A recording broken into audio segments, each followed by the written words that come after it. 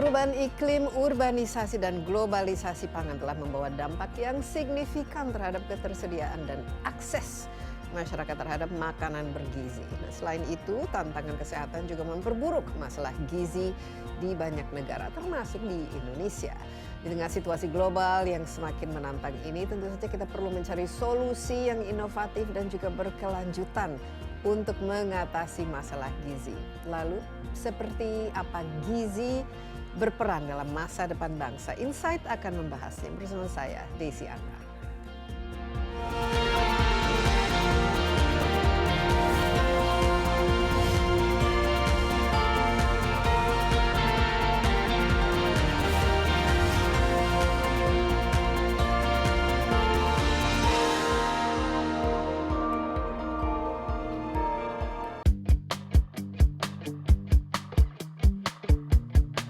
Mengonsumsi makanan bergizi seimbang sangat dibutuhkan untuk menjadi sumber energi dan mendukung tumbuh kembang anak.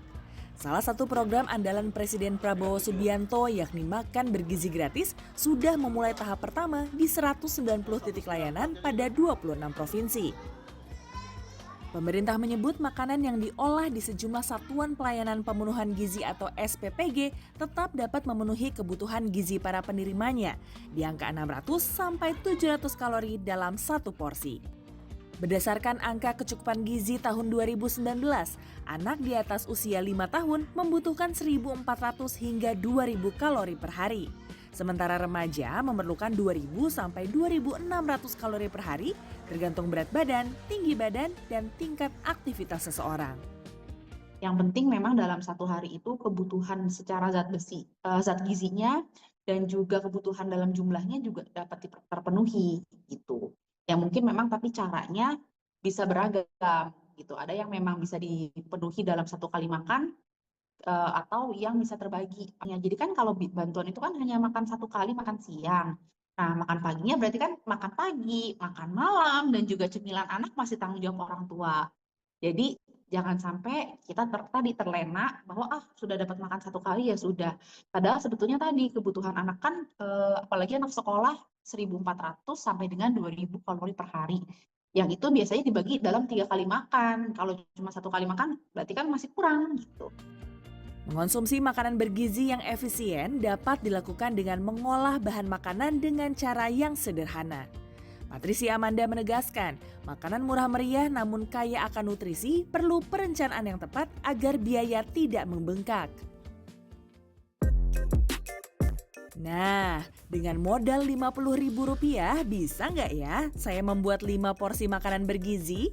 Menelusuri pasar tradisional, bahan pokok utama yang pertama kali saya beli adalah 1 liter beras Setra Ramos seharga Rp10.000 yang setelah diolah menjadi nasi bisa mengandung 1.500 sampai 2.000 kalori. Lanjut, kita berburu protein hewani. Ada tahu dan tempe yang bisa didapat di harga Rp5.000. Udah beli beras sama tadi tahu. Nah, saya butuh tentunya protein hewani untuk bisa melengkapi makan bergizi. Nah, masih ada sisa uang. Saya memilih untuk makan ikan yang gampang buat diolah, ikan lele. Lele termasuk sumber vitamin dan mineral yang baik, serta rendah kalori. Setengah kilogram lele di harga Rp15.000, saya bisa mendapat 4 ekor lele. Tentunya sudah minta tolong dibersihkan agar tidak terlalu repot pada proses masaknya nanti. Bergeser ke lapak sayur mayur, ada banyak pilihannya. Mulai dari yang satuan hingga paketan. Rp5.000 sudah bisa mengantongi 1 paket sayur capcay anti ribet. Terakhir, saya berhasil membawa pulang setandan pisang yang terdiri dari 12 buah di harga Rp15.000. Semua bahan masak lengkap, mari kita bersihkan dan mulai mengolahnya untuk menu makan siang. Teknik masak yang sederhana biayanya akan lebih sederhana daripada yang kompleks. Sambil menanti marinasi lele agar bumbu meresap sempurna, mari kita buat menu sayur capcay. Usai dibersihkan dengan air mengalir dan garam, siapkan panci untuk tumis bawang merah dan putih, masukkan potongan tahu hingga setengah matang. Tuang air secukupnya, lalu secara bertahap masak sayur mulai dari yang paling sulit layu. Koreksi rasa dengan menambahkan garam dan penyedap sesuai selera. Jangan lupa, masak sayur jangan terlalu lama agar vitamin yang terkandung tidak hilang. Selesai, sayur capcay dan orek tempe sudah siap. Saatnya lanjut goreng lele di minyak panas hingga matang. Makanan sederhana sudah selesai diolah dari bahan masak tadi. Jangan lupa ditambah dengan nasi hangatnya. Uang Rp50.000 sudah saya olah menjadi 3 menu makanan yang bergizi ditambah dengan 1 jenis buah. Nah, dari 3 menu ini bisa disantap 4-5 orang. Namun yang perlu menjadi perhatian adalah uang Rp50.000 tadi belum termasuk biaya tambahan lainnya. Meliputi biaya untuk minyak, kemudian bumbu, ditambah lagi harga bahan pokok ataupun juga bahan pangan yang berbeda-beda sehingga harga porsian dari makan makanan yang bergizi ini di setiap daerahnya tidak bisa disamaratakan. Clarissa Aradia, Maria Oktober, Jakarta.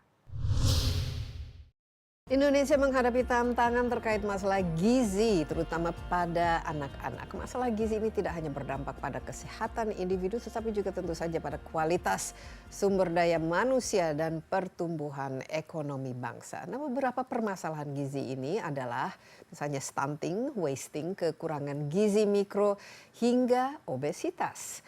Menjawab tantangan ini, pemerintah juga memulai program makan bergizi gratis yang dilaksanakan secara bertahap.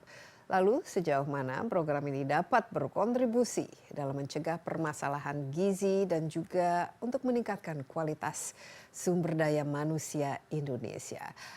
Di samping itu seperti apa konsep gizi yang seimbang serta penerapannya dalam kehidupan sehari-hari. Di studio sudah ada bersama saya Dr. Cindiawati Pujiadi, seorang dokter spesialis gizi klinik. Halo Dok, Cindy apa kabar? Baik. Sehat selalu? Terima kasih. Iya, kalau kita bicara masalah gizi, ini saya tertarik ya, ingin tahu Dokter Cindy ini sendiri. Pola makannya seperti apa? Waduh. Pagi, siang, malam, seperti Jadi apa? karena saya sebagai dokter spesialis gizi klinik, saya berusaha untuk mengkonsumsi makanan yang sesuai dengan ilmu yang saya punya. Contoh, pagi pasti saya mengkonsumsi makanan, pasti sarapan. Ya, jam berapa biasanya? Jam berapa aja sebangunnya saya. Dan sebelum saya mesti praktek. Kebetulan kadang-kadang saya praktek pagi juga. Iya. Setelah 8 sampai jam 8, jadi saya mesti sarapannya pagi. Dan di sarapan itu tentu saja mesti ada sumber karbohidrat, sumber protein. Yang gampang di pagi itu biasanya saya konsumsi roti atau havermut. Okay. Itu biasanya saya Kalau konsumsi. roti gandum atau roti putih? Biasanya rotinya roti gandum dan saya buat sendiri. Oh, Oke, jadi bikin sendiri ya. Jadi tahu persis apa yang masuk ke dalam roti. Apa yang saya mau tambahkan di roti itu. Jadi memang saya buat sendiri roti tersebut. Kalau lagi mau havermut ya berarti saya tahu berapa takarannya havermut tersebut. Dan tentu saja didukung sama protein. Apa? Nah, proteinnya boleh bermacam-macam, tapi yang gampang biasanya telur. Telurnya diapain? Diceplok, direbus, di omelet? Apapun boleh. Apapun boleh. Yang ada direbus, yang ada ceplok-ceplok, omelet, apapun juga boleh. Tapi memang pagi-pagi saya tetap tambahin sayur. Tambahin sayur. Karena takut nggak sempat ada sayur di siang hari terutama. Karena kadang-kadang kalau praktek itu suka buru-buru. Kalau buah gimana pagi hari? Biasa nggak Ada makan buah. buah? Contohnya seperti apa saja buahnya? Apapun yang ada di rumah, itu biasanya saya suka menambahkan buah tersebut ke havermut. Jadi havermut itu udah saya tambahkan protein, terutama protein yang saya tambahkan itu bisa dari susu. Susu sapi atau Kebetulan susu saya nggak oat milk? bisa. Lactose intolerance ya biasanya Iya. kalau orang Indonesia. Jadi ya. saya antara susu almond atau susu oats atau susu kedelai atau saya tambahkan whey protein. Oke. Jadi tergantung kemungkinan asupan protein saya akan cukup atau tidak. Kalau tidak cukup, saya udah menambahkan whey protein dari pagi. Nah kalau dihitung dari segi kalorinya, apalagi kalau perempuan kan suka hitung kalorinya, itu kira-kira berapa yang dikonsumsi pagi hari? Mungkin 250 kalori mungkin. 250 ya? Iya, karena dari roti selembar 100 kalori, Hanya tambahin satu? telur. Satu lembar cuma rotinya. selembar. Lembar, tambahin telur 1, makannya tetap langsing nih saya. Telur 195 kalori, ada karbonya kan cuma dikit. Dan itu cukup untuk memberikan energi sampai waktu makan So siang far, atau? cukup. Kalau kita lihat sekarang ya di Indonesia ini, Iya. kan kita sekarang sudah mulai ada namanya makanan gratis yang Gratis, bergizi, iya. ya, bukan gratis yang penting, Makanan bergizinya. bergizi, yes, Nah, betul. khususnya untuk anak-anak, tapi juga untuk ibu hamil dan ibu menyusui. Iya. Kita lihat dari kebutuhan, ya, kebutuhan khusus untuk anak-anak berkembang itu berapa idealnya untuk anak Indonesia? Ini kan beda kan kalau Jadi anak ada ya. beda-beda umurnya. Jadi kita bisa lihat di angka kecukupan gizi. Ya. Jadi pemerintah mempunyai satu tabel angka kecukupan gizi. Jadi kalau anak yang umur segini, kecukupannya segini, proteinnya segini, anak yang umur segini, ada patokan-patokannya. Sehingga berdasarkan patokan tersebut, diharapkan anak-anak kita bisa memenuhi kebutuhan yang sudah pemerintah tetapkan berdasarkan angka kecukupan gizi yang sudah ditetapkan tersebut. Tapi mungkin kadang-kadang sulit untuk memenuhi kebutuhan tersebut. Kenapa? Anak kecil begitu dikasih makanan yang benar mungkin sama orang tuanya.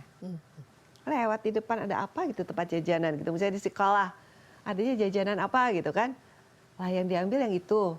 Yang mungkin isinya lebih ke arah gula atau gorengan.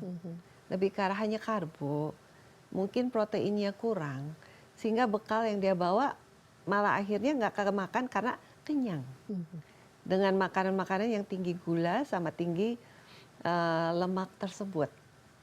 Sehingga walaupun sudah dibawakan dengan cukup, tapi karena dia belok dulu, pas makan ini nggak dimakan, kenyang. Kenapa kenyang?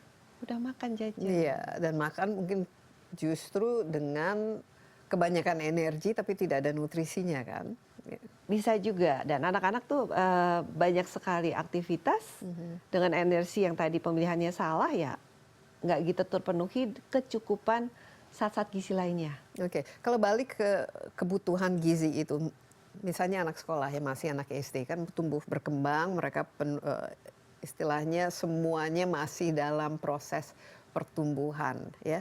Secara gizi yang antara ada karbo, ada protein, ada serat dan lain sebagainya, ini harusnya seperti apa yang mereka dapatkan setiap hari supaya tumbuh kembangnya itu Makanya tadi tergantung umurnya. ya, taruhlah misalnya anak SD ya umur 7 atau Jadi 8 mungkin kalau tahun. misalnya dia sanggup untuk nasi segini lah. Segini Satu itu cup mungkin kita, satu sendok makan besar atau mungkin 100 gram kali ya. Mungkin dia ditaruh di situ.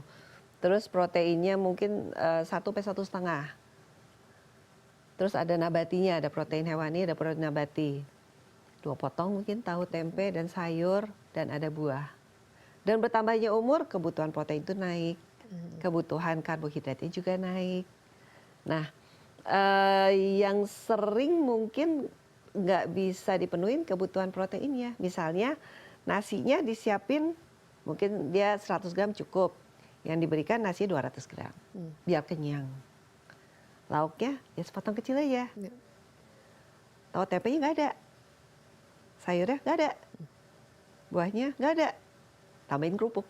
Udah, sehingga tetap nggak lengkap. Jadi kalau secara kalori mungkin cukup, tapi secara nutrisi atau jadi nggak gizi lengkap. tidak lengkap. Karena kita tetap butuh kebutuhan itu lengkap. Dan kalau di sayur dan buah itu juga ada vitamin dan mineral yang tentu perlu dibutuhkan. Jadi kita tidak hanya memikirkan makronutrien, tapi mikronya juga perlu dipertimbangkan. Dan itu banyak di sayur dan buah.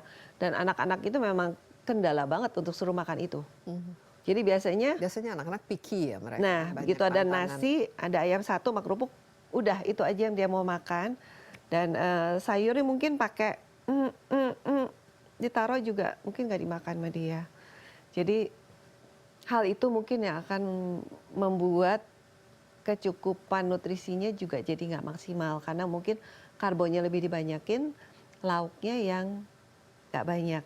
Jadi sering kalau aku analisis asupan, ya itu yang mereka suka kerjakan. Jadi ini lauknya berapa satu? tantangan tersendiri ya, karena anak-anak kan juga kan picky ya, dan mungkin mereka Iya. lebih suka apalagi kalau ada jajanan dan lain sebagainya. Nah itu lebih Wah, dipilih.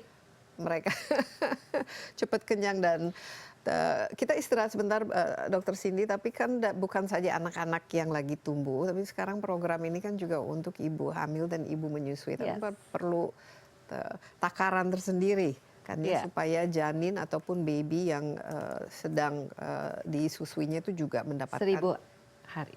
1000 kehidupan. hari. Itu paling penting ya, Yes. the golden period. Tetaplah bersama Insight with Desi Anwar, kami akan segera kembali.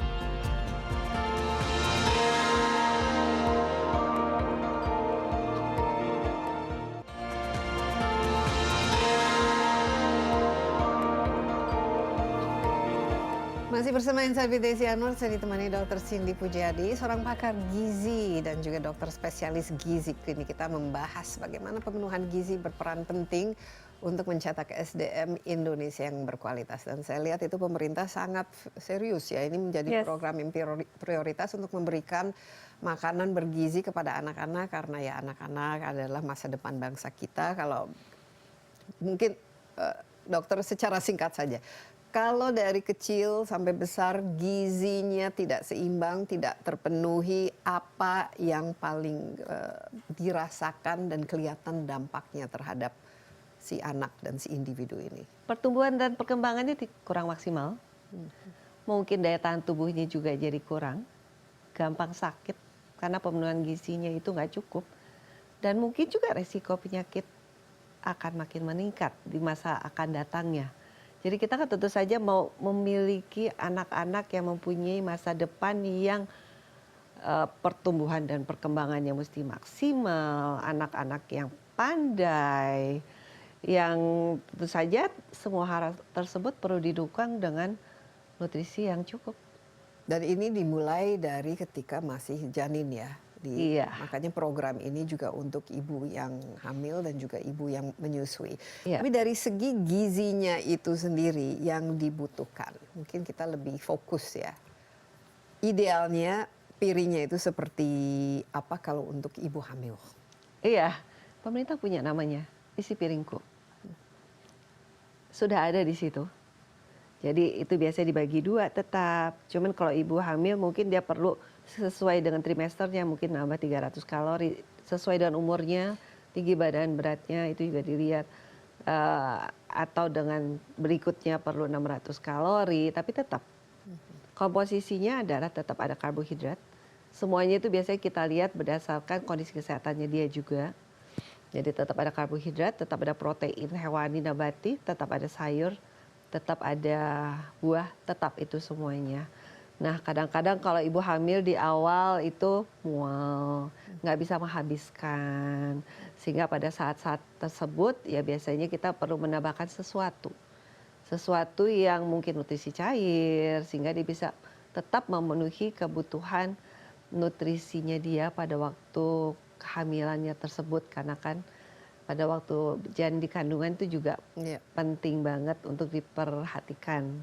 Nah, ya. Kalau sedang menyusui itu ada tambahan lagi kan? Ada pertimbangan lagi namanya gizi ibu menyusui. Jadi kadang-kadang pada ibu yang sudah melahirkan kadang-kadang suka sebel nih. Aduh kayaknya aku pengen turun berat badan cepet-cepet deh. Dan mungkin dia datang. Dok, saya masih menyusui. Tapi saya pengen kurus dengan cepat.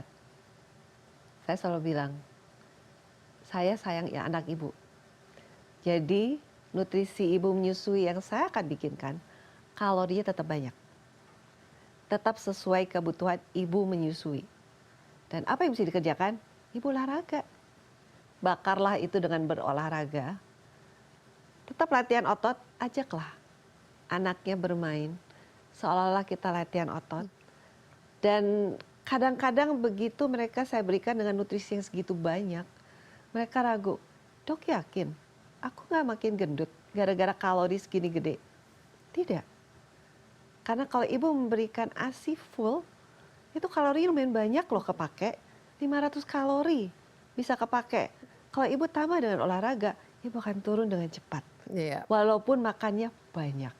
Nah, ini kan ada program makanan gratis yang idealnya itu bergizi. Yes. Ya.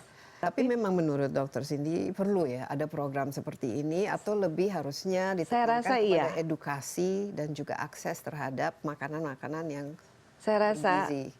segala hal perlu didukung.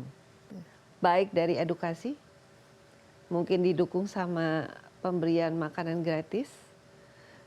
Dan tentu saja kalau diberikan makanan gratis, mesti disesuaikan dengan kondisi daerah tersebut. Dan selera ya ini karena Selera kalau itu tidak maksud saya. mau Kalau nanti misalnya jadi kita berikan dia nasi, food waste. Mhm. nasi, tapi dia di daerah Papua, sukanya makannya apa? Ubi misalnya atau Atau apa, papeda ya, atau apa namanya situ.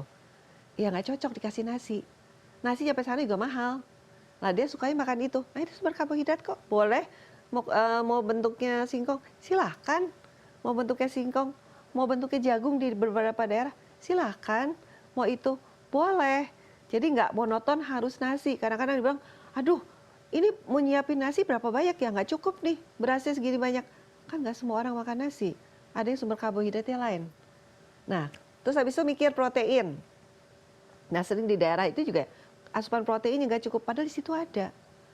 Misalnya, dia di daerah laut, kan banyak ikan di situ. Dan nggak mahal harusnya ikan tersebut. Mereka nangkap, dia dapat ikan, dan dia bisa konsumsi. Nah, itu mungkin mereka kurang penuhi konsumsi si ikan tersebut. Padahal itu bagus. Tahu tempe, nggak mahal juga. Ada di daerah harusnya. Kalau di situ nggak ada, kacang-kacangan harusnya ada. Kacang-kacangan apapun yang ada di daerah situ, silakan dikonsumsi. Itu sumber protein nabati yang bagus. Sayur, ya sayur mah murah. Kalau misalnya di daerah itu kan banyak juga bercocok tanam. Kayak dulu waktu pandemi saya bercocok tanam di rumah. Jadi orang bilang ini mahal. Lah saya bertanam, misalnya cabai mahal, cabai nggak urgent banget sih sebenarnya. Tapi mungkin selera orang. Ya saya tanam. Ya tinggal ambil kan. Karena gampang sekali menanam itu. Jadi sayur-sayuran, bumbu-bumbu masak, semua itu harusnya bisa disiapkan di setiap daerah, disesuaikan dengan selera masing-masing. Ya, Mereka mau bumbu masaknya itu, ya penuhilah dari situ. tapi kalau khusus untuk anak-anaknya di mana saja biasanya mereka tadi Iya. picky ya, mereka kalau ada Picky. sayur males makannya dan Iya. akhirnya mungkin kita khawatirkan walaupun makanannya sudah dari segi gizi dipenuhi, tapi kalau tidak habis atau dibuang-buang atau mereka Sayang. ini bagaimana ya caranya supaya ya karena mereka stakeholdernya itu adalah anak-anak ya. Edukasi. Edukasi orang tuanya, edukasi anaknya. Keduanya. Jadi gini, saya dulu juga suka jalan ke sekolah-sekolah. Saya edukasi orang tuanya, bagaimana memenuhi kebutuhannya anaknya. Terus saya edukasi anaknya juga. Nyata anak itu, walaupun kayaknya anak-anak, begitu dikasih pengetahuan, kenapa sih dia butuh itu, dengan menerangkannya dengan cara yang simpel, mereka ngerti kenapa dia butuh itu. Walaupun di awal makannya dengan setengah mati, tapi kita kasih tahu kenapa itu penting. Misalnya penting itu untuk pertumbuhan dan perkembangan dia masa depan. Atau dia pengen tinggi, ayo kamu butuh sayur tersebut. Mau kuat, mau Kayak apa. Popeye, harus banyak makan bayam. Sehingga lama-lama mereka akan mencoba satu persatu. Dulu anak saya juga gak suka sayur. Jadi mesti diperkenalkan satu persatu sampai saya ceramah di sekolah anak saya tersebut. Sampai anak saya bilang, Mama nggak salah slide-nya gambar doang. Enggak, ilmunya di otak Mama. Jadi ya aku terangkan dan gimana? Iya, kita mengerti dan akhirnya mereka mau mencoba satu persatu. Jadi biarpun anak, mereka akan berusaha untuk mencoba kalau diberikan pengertian kenapa. Nah, untuk yang masih kecil, orang tua tuh perannya. Karena yang mengajarkan anak untuk memilih makanan kan orang tuanya.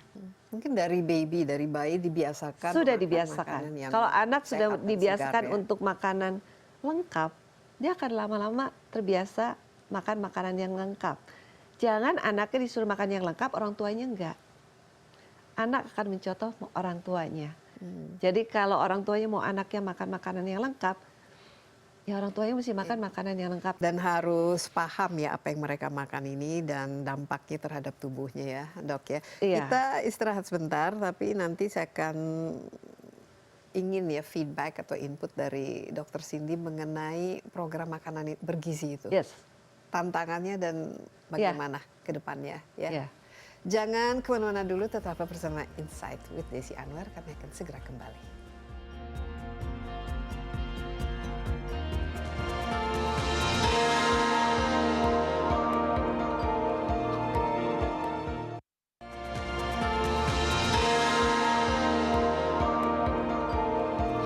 Anda masih bersama Insight with Desi Anwar, saya ditemani Dr. Sindiawati Pujiadi, seorang pakar gizi, juga dokter spesialis gizi klinik. Kita membahas bagaimana peran penting gizi serta implementasinya khususnya dalam program makanan bergizi gratis. Nah, sekarang sedang berlangsung ya program ini, dan ini akan menjadi sesuatu yang dilakukan terus-menerus.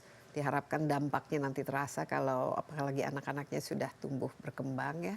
Tapi bagaimana menurut dokter, apakah ini merupakan jawaban untuk memenuhi kebutuhan gizi si anak, dan juga dari, ini kan memang masih awal, jadi mungkin masih kurang sempurna gitu. Apa-apa saja yang perlu dicermati ataupun dipastikan lah ada bila program ini berlangsung secara efektif. Ya, saya rasa mungkin program ini salah satu program yang baik. Tapi mesti dilihat juga, kayak saya kemarin ada lihat ada anak mengkonsumsi ayamnya nggak dimakan. Kenapa? Rasanya nggak suka. Ya mungkin. Jadi apa yang mesti digali? Mesti digali di daerah situ cara masaknya itu seperti apa. Kalau di daerah situ bumbu masaknya biasanya ini, ya jangan bawa bumbu masak yang di daerah lain gitu. Mungkin anak-anak akan nggak suka.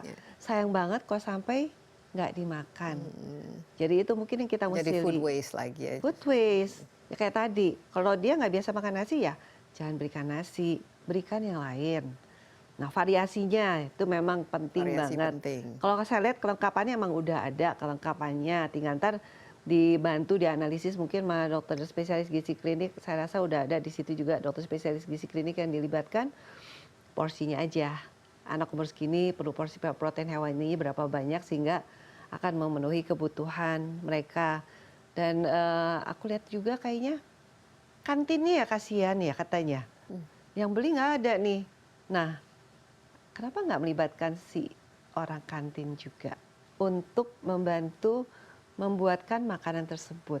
Mungkin kantin sekolah di situ sudah mengerti anak-anak nih doyannya bentuknya seperti apa makanannya, rasanya seperti apa, bumbunya seperti apa. Tinggal diedukasi si ibu kantin tersebut. Nah, ibu bikinnya yang seperti ini supaya lengkap. Sehingga mungkin karena ibu kantinnya ngerti ini anak sukanya makan apa, dia bisa mengolahnya mungkin sesuai dengan selera anak-anak di sana. Tinggal diarahkan, ini mesti ada ini jangan pakai ini diiniin, sehingga tetap lengkap dan bisa termakan. Aku rasa mungkin itu salah satu saran yang perlu dipertimbangkan. Tapi juga kan harus memastikan bahwa makanan itu segar ya. Makanan itu tidak, istilahnya kita nggak mau ada kontaminasi atau nanti karena tidak bersih dan lain sebagainya. Ini menjadi concern juga nggak buat tentu saja. Dokter, dan juga mungkin dari segi ya itu lebih banyak food waste-nya. Akhirnya orang tuanya juga pack lunch mereka atau bawa bekal, terus atau si anak juga akhirnya masih jajan. Ini kan berarti akses ke tempat-tempat makanan untuk yang mereka, di mana mereka jajan juga harusnya kan dikurangi kan? Diarahkan. Jadi yang jual mungkin diarahkan. Karena kalau dikurangi kasihan kan. Tapi diarahkan sebaiknya jualannya yang mana. Supaya makanan yang mereka jual itu mendukung pemenuhan kebutuhan nutrisinya anutrisinya anak-anak. Oke, jadi makanan bergizi ini menurut dokter tidak cukup kalau hanya kita mengandalkan program ini untuk memberikan kalau nutrisi yang diberikan dan anaknya makan, ya harusnya ya bisa membantu. Iya. Tapi kalau anaknya nggak makan, nah ya itu. Karena nggak cocok misalnya, nggak sesuai dengan selera, nggak sesuai dengan yang dia biasa makan, atau aneh, lo kok makannya ini sama ini ya, kayak nggak cocok gitu pembentukan makanannya. Jadi mungkin perlu ada mesti apa? Memberikan edukasi ke yang masaknya, dimonitor juga kebersihannya, semuanya dimonitor sehingga program ini akan kesegarannya maksimal. juga, Ya, apalagi akan kalau ada maksimal. sayur kan juga harus dicuci dengan Cuci yang baik, baik, tidak segala ada macamnya. pestisida dan lain sebagainya, dan food poisoning atau keracunan makanan Iya. kita sering kan kalau dengan Iya, itu akan makin jumlah yang banyak atau basi. Ya, betul. Ya, jadi saya rasa ya mungkin ada edukasi di situ. Tapi mungkin kalau mau melibatkan kantin sekolah mungkin itu kan lebih dekat. Karena mereka memang udah biasa membuatkan makanan untuk anak-anak, tinggal diarahkan apa yang dibuat. Ya. Jadi seharusnya kantin harus dilibatkan ya. Bisa Punya dapur dilibatkan, sendiri kan. menurut saya, karena udah ada dapur. Dan bisa dilibatkan, dan udah biasa mengerti, ini anak sukanya makan ini, atau sebagian besar lah rata-rata hobinya yang seperti ini, ya harusnya bisa. Nah di Indonesia ini kan berbeda ya antara barat dan timurnya. Khususnya di bagian timur kita lihat banyak sekali kasus stunting atau malnutrisi atau ya kekurangan gizi secara keseluruhan. Ini bagaimana dalam mengimplementasikan program makanan bergizi ini, Dok? Tentu saja program makanan bergizi gratis ini kalau dikonsumsi dengan benar dan disiapkan dengan benar porsinya sesuai, akan mendukung pertumbuhan dan perkembangan anak-anak tersebut, dan sebisa mungkin akan menurunkan angka stunting tersebut. Tapi selain makronutrien, karbohidrat, protein, lemak bagus biasanya kita sarankan jadi nggak terlalu banyak goreng-goreng. Ada sayur dan buah, ada satu vitamin yang kita suka pikir hanya dari matahari. Vitamin D.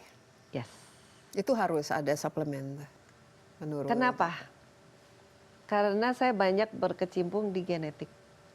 Mungkin data saya udah ribuan yang berhubungan dengan gen yang berperan dalam metabolisme vitamin D.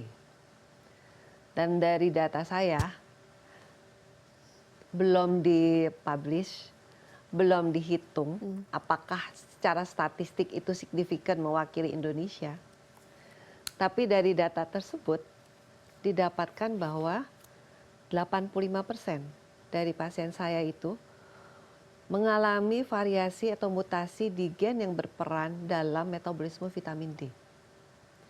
Jadi kalau mengharapkan vitamin D dapat dari matahari aja, kalau dia mengalami variasi atau mutasi di metabolismenya, ya nggak jadi, nggak bisa dapat. Dan apa yang bisa dikerjakan? Ya perlu suplementasi.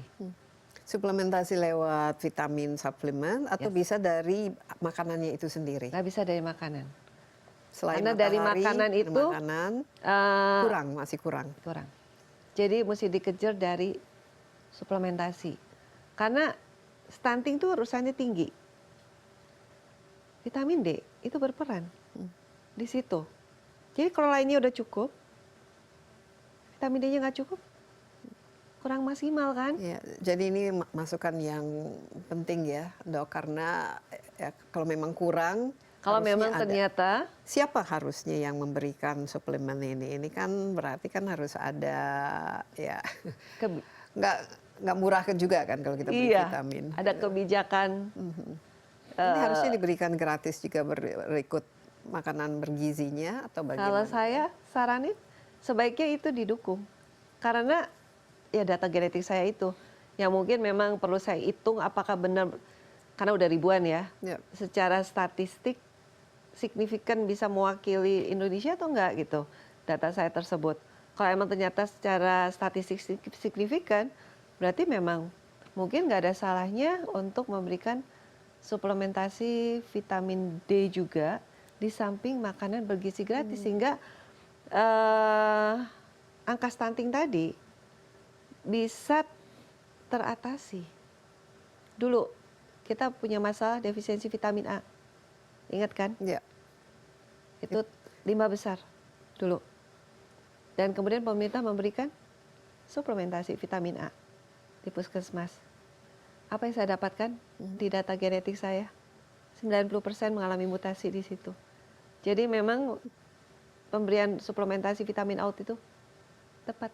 Jadi secara keseluruhan walaupun kita makan makanan yang bergizi, masih harus makan suplemen vitamin ya? Kalau menurut saya, Khususnya saran D saya dan A.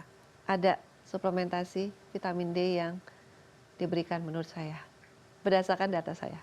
Iya, enggak, ini menarik ya karena ya kita juga lihat cara kita menyajikan makanan juga, misalnya dengan mencuci, memasak, otomatis Beberapa dari nutrien berkurang. beberapa nutrien berkurang dan juga akhirnya apalagi kalau kita aktif tidak bisa memenuhi. Ya tapi menurut saya ini kan juga masuk akal ya dok ya, apalagi kalau kita di Indonesia ini ya mungkin tidak memiliki akses terhadap makanan yang segar, yang komplit nutrisinya, dan apalagi kalau makan makanan yang sudah dimasak ya, itu kan pasti berkurang ini nilai nutrisinya. Kita istirahat sebentar, dok. Jadi harus dikaji terus-menerus ya, apakah program ini efektif atau bisa membantu untuk menjaga kesehatan. Ya. Ya. Kita istirahat sebentar, tetaplah bersama Insight with Desi Anwar. Kami akan segera kembali.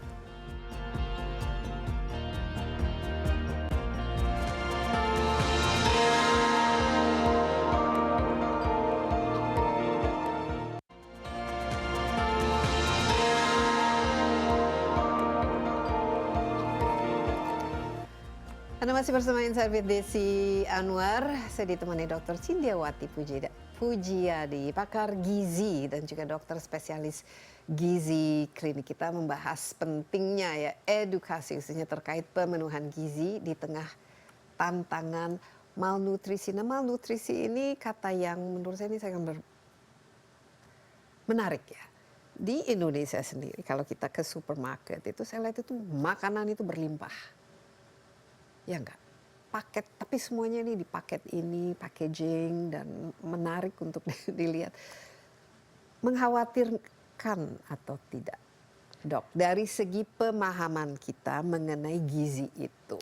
Karena kalau kita lihat secara kasat mata, kelaparan itu mungkin jarang ya kita temui, kecuali mungkin kalau ke daerah yang terpencil memang mereka aksesnya terhadap makanan yang segar itu kurang ya, daerah yang mungkin airnya juga kurang dan lain sebagainya. Tapi secara keseluruhan makanan di mana-mana. Yes. Kafe, warung, restoran. Tapi masalahnya bergizi atau tidak? Yes, betul. Dan kita menghadapi dua, kurang gizi, kelebihan gizi. Dua-duanya malnutrisi. Dan mungkin tadi masalahnya untuk mengatasi yang kurang gizi tadi. Tapi kita menghadapi juga kelebihan zat gizi, obesitas. Dan itu makin meningkat. Dan semakin muda saya lihat anak-anak yang obes. Kenapa? Karena ya itu, yang menarik yang ada di depan mata yang tinggi gula. Yang tinggi lemak. Mungkin yang rasanya kurang gula, kurang gitu laku jadinya. Coba, kalau kamu jualan makanan sehat, nggak terlalu manis, nggak terlalu banyak gorengannya, kurang laku. Karena orang lebih memilih yang manis, kue-kue yang manis, yang tinggi lemak jenuhnya, karena lebih enak. Yang kriuk-kriuk, yang gurih. Dan itu meningkatkan resiko kita mengalami yang namanya obesitas, kegemukan. Dan itu makin lama makin meningkat. Dan mungkin dikatakan kalau di dunia itu ya kita mengalami juga pandemi obesitas. Jadi waktu COVID pandemi, obesitas juga waktu itu. Jadi sekarang selain kita mesti memenuhi kebutuhan nutrisi anak-anak, yang perlu diingat juga ada hal obesitas. Jadi makanannya nggak ada salahnya untuk makanan yang dikonsumsi, jangan terlalu banyak bergoreng-goreng deh. Sehingga anak-anak juga nggak terlalu terbiasa untuk makanan yang terlalu bergoreng-goreng. Sehingga mereka akan biasa juga dengan tumis nggak apa-apa, sup-sup juga oke. Dipepes, aduh makanan Indonesia tuh pepes kan, enak banget. Sup ikan, Itu enak banget. Jadi mungkin dari kecil nggak ada salahnya kita memperkenalkan itu, sehingga jangan sampai resiko obesitas itu makin meningkat. Nah memang kalau kita ke supermarket, yang menarik itu adalah yang keripik-keripik, semua yang seperti itu, sehingga anak-anak mungkin proses, semua dipaket-paket. ya, yang dan itu tinggi rasanya garam, juga. tinggi gula, tinggi lemak jenuh, dan anak lebih memilih itu, sehingga begitu dikasih makanan yang lebih sehat, yang mungkin kurang asin, walaupun cukup, nggak berasa manis, kurang gorengan, jadi nggak mau.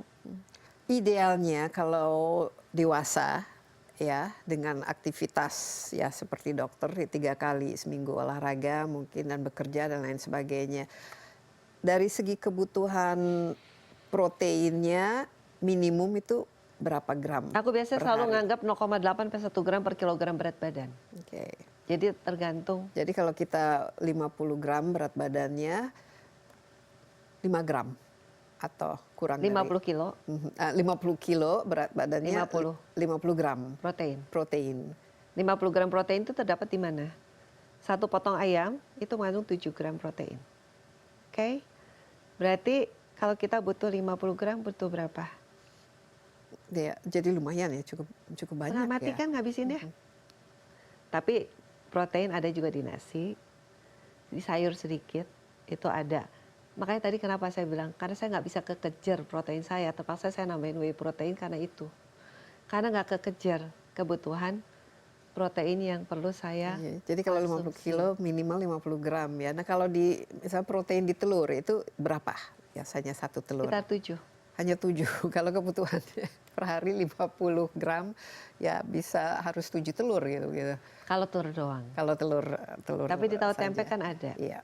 Jadi itu ya patokannya. Kalau Sehingga dari sering saya analisis begitu pasien datang, kenapa nih ototnya turun semua? Karena saya melihat body composition. Kenapa ya ini ototnya kurang? Tapi dia gemuk. Jadi gemuk tapi dalam tanda kutip kurang gizi, ototnya kurang. Begitu ada dianalisis, yang dikonsumsi lebih banyak kue daripada protein. kalau karbo kan penting ya. Penting. Tapi ada karbo, ada yang kita sebut Simplex ada yang kompleks. simple, low glycemic dan high glycemic. Idealnya berapa? Tergantung kondisi masing-masing. Kalau misalnya dia gak ada masalah berat badan, saya suka kasih 6 sendok silahkan. Kalau mau nurunin mungkin 3 sendok. Jadi beda-beda target pemberiannya memang. Tapi biasanya rata-rata ya 6 sendok udah cukup. 6 sendok enam untuk sendok sekali udah cukup. makan ya. Iya, Itu sebenarnya banyak juga ya, 6 sendok. banyak. 6 sendok udah 175 Gula. kalori. Kebutuhan ini additional gula ya, gula yang ditambah bukan gula yang sudah ada di dalam buah maupun di Biasanya saya karbo. sarankan hanya di bumbu. Maksimum 5 sendok teh itu udah maksimum. Berapa? Sebisa mungkin tidak menambahkan gula ke makanan atau ke minuman. Tapi kebutuhan kita misalnya Nggak. kita cukup aktif. Kita kan butuh karbohidrat. Di karbohidrat itu gula. So, nggak ditambahin gula juga nggak apa-apa. Karena kita udah dapat karbohidrat dari nasi kita, dari kentang, dari roti, dari situ, dari vermouth, kita udah dapatkan itu. Iya. Baik, ini hanya ya itu tantangannya itu adalah kita bukannya kekurangan makanan, tapi kita kekurangan makanan bergizi Iya. di tengah lautan makanan yang High bervariasi gula, tapi tinggi gula, gulanya tinggi lemak. tinggi garam dan tinggi yang akhirnya jadi sumber penyakit ya. Ini Total mengkhawatirkan asupan kan? kalorinya jadi berlebihan dan kurang latihan, Dan kurang latihan, kurang olahraga. olahraga ya. Kita istirahat sebentar, masih ada satu segmen lagi. Dr. Cindy tetaplah bersama Insight with Desi Anwar. Kami akan segera kembali.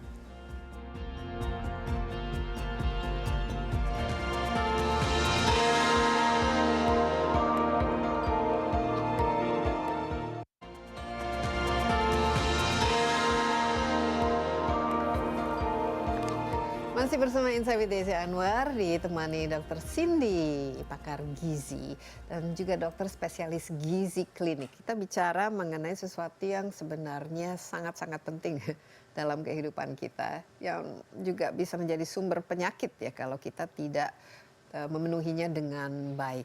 Apa masukan bukan saja untuk orang tua, tapi untuk pemerintah dalam memastikan bahwa akses terhadap makanan bergizi itu seharusnya kan lebih gampang, Iya. lebih murah, Ya, lebih segar, lebih Iya. enak ketimbang misalnya kita makan makanan yang proses nggak jelas dan bahkan bukan, kita impor lah istilahnya.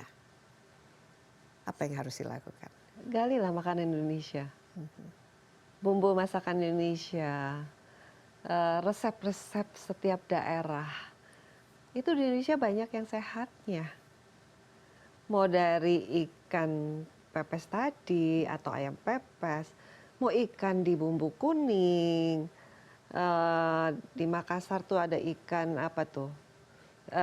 Dikuningin juga, tapi namanya ganti. Yang Terus sop-sop bening gitu iya, yang ada sayurnya. ikan palumara kalau nggak salah. Ada di Manado tuh ada ikan juga kuahnya bening, dia mainan apa tuh? Tomat, di situ bumbu-bumbu masak. Nah, resep-resep masakan Indonesia itu banyak yang sehatnya. Dan nggak ada salahnya itu yang kita gali dan kita mungkin berikan edukasi ke masyarakat untuk lebih membatasi makanan-makanan yang lebih tinggi lemak jenuh, lebih tinggi gula. Mungkin pembuatan kuehnya juga udah mulai diarahkan ke arah yang lebih rendah gula, rendah garam, rendah lemak jenuhnya, sehingga resiko penyakit kita akan lebih berkurang. Karena kalau obesitas, resiko penyakit kronisnya naik. Kalau kita terkena berbagai resiko penyakit kronis itu, ya mahal. Kalau udah kena diabetes, ya mahal kan obatnya.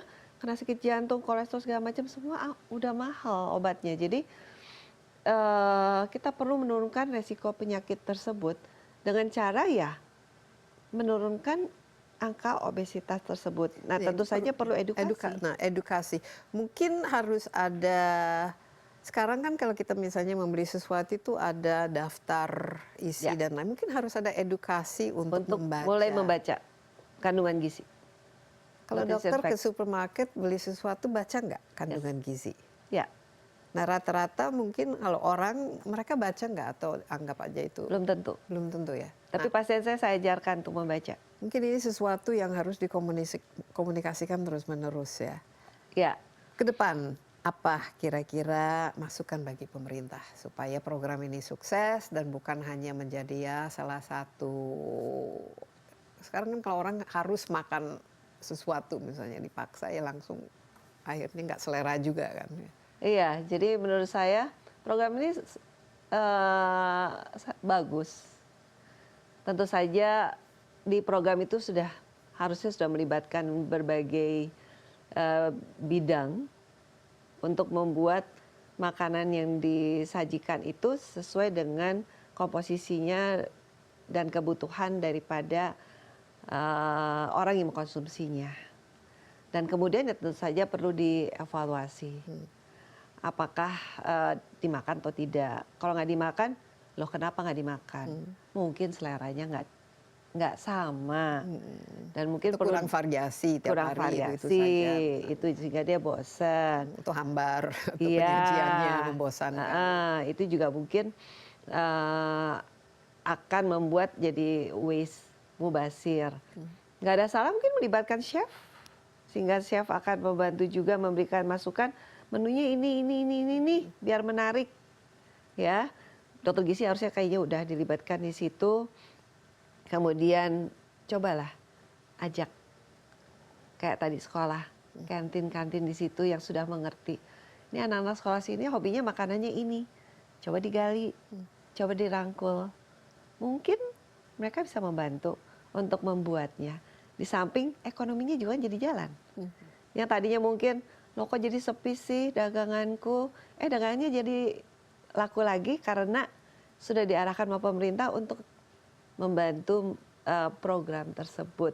Jadi dia juga punya penghasilan, ekonomi bergerak lagi. Jadi nggak hanya kalangan tertentu aja yang membantu menyiapkan. Ya nggak ada salahnya untuk melibatkan orang-orang di daerah situ. Orang-orang yang sudah mengerti. Orang-orang yang ngerti makanan daerah sini adalah seperti ini, rasanya biasanya seperti ini, bumbunya pakainya ini, dan anak-anak sukanya kalau karbonya ini, proteinnya ini, protein hewani, nabati ini, sayurnya ini.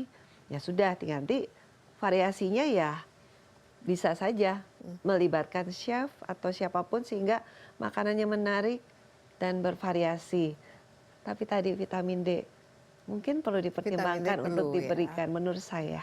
Dan vitamin apa lagi kira-kira khusus bagi anak-anak yang sedang Yang lain tumbuh mungkin berkembang? dari Takutnya tidak cukup ya dari iya, yang lain asupan. mungkin bisa dicoba dari makanan yang diberikan. Tapi vitamin D karena sulit Ya. untuk memenuhi kebutuhannya dan dia dibutuhkan untuk pertumbuhan dan perkembangan anak tersebut. Nggak hanya untuk tinggi loh, untuk daya tahan tubuhnya, untuk resiko penyakitnya. Itu peran vitamin D di situ banyak sekali. Iya, dan untuk anak berkembang tadi protein ya. Ternyata kita Protein sangat penting. Itu yang biasanya yang mungkin perlu diedukasi orang tuanya karena itu yang mungkin terlupakan. Karena tadi kan makan nasi mak mie, makan biasanya nasi mak nasinya kerupuk. banyak, terus mungkin lauknya hanya sedikit. Nah gitu. itu juga perlu diedukasi supaya diputar dikit. Nasi nggak usah terlalu banyak atau karbonya nggak usah terlalu banyak sehingga lauknya bisa lebih banyak. Dan pakailah sumber-sumber yang ada di daerah tersebut sehingga di daerah tersebut juga bisa jalan perekonomiannya. Iya. Terasa itu. Tapi optimis ya dok bahwa ini program ini baik atau Aku selalu lebih banyak concernnya? enggak, aku selalu apapun itu saya selalu optimis tinggal nanti kita evaluasi, betulin terus segala menerus. macam, dimonitor. Nggak pernah nggak optimis, selalu optimis aja. Di kota-kota besar diperlukan nggak program seperti ini atau harusnya hanya difokuskan ke daerah yang memang selama ini mungkin dari segi sumber makanan bergizinya kurang ataupun ekonominya lebih Mungkin kalau mau diprioritaskan di daerah mana dulu, tentu yang daerah yang stuntingnya lebih tinggi mungkin bisa diprioritaskan di situ dulu. Tapi kota besar bukan berarti mereka juga mempunyai pengetahuan yang cukup. Jadi kadang-kadang kalau pasien datang saya analisis, mereka nggak ngerti. Kalau asupan protein mereka nggak cukup. Begitu saya hitungin dan saya ini, dok banyak banget sih yang mesti saya makan. Ya itu kebutuhan kamu. Kadang-kadang begitu kontrol, dok boleh diskon nggak makannya? Aku kekenyangan, nggak bisa ngabisin. Tapi kamu turun kan? Jadi diet itu bukan berarti nggak makan. Diet itu makan dengan cara yang benar sesuai kebutuhan kamu. Dan didukung dengan aktivitas fisik yang benar. Iya, dok terima kasih banyak. Sama-sama. Sehat selalu. Dan Terima kasih. ini bisa menjadi role model ya. Kalau namanya dokter gizi juga you have to practice what you preach kan. Iya. Dan memang kalau gizinya cukup, kita juga semakin tambah usia, bukan berarti kita semakin lemah, semakin sering sakit, tapi bisa jauh lebih energik dan lebih bisa berkontribusi. Ini SDM, makanya ini masalah SDM, ya, sumber daya manusia Indonesia seperti apa yang kita miliki. Kalau dari janin saja sudah kekurangan gizi dan Sulit mengejar ya. sulit mengejarnya. Ya, makanya kita harapkan program ini juga sukses. Ya. Sekali lagi terima kasih banyak dan demikian Insight with Desi Anwar kali ini. Jangan lupa Anda juga dapat menyaksikan tayangan ini di cnnindonesia.com dan juga di YouTube CNN Indonesia Insight with Desi Anwar. Sampai jumpa, stay safe dan bye-bye.